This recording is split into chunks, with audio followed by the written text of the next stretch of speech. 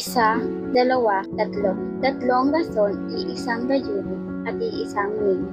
Ngunit ang gulong ng palad ay tulad ng sangsta. Sa bawat pagkakbang mula sa pinto ng hinaharap, kalakip ang katapangan at katatagan ay kaakibat itong hamong walang katiyakan. At kung dumating man ang panahong ito, handa ka bang makipagpatintero? Ano sa tingin mo ang kaya mong isugal para sa pamilya, sarili at kinabukasan? Umabot sa patalim o kakapit sa iba? Paano ka magsisimula kung sa umpisa pa lang, wala na?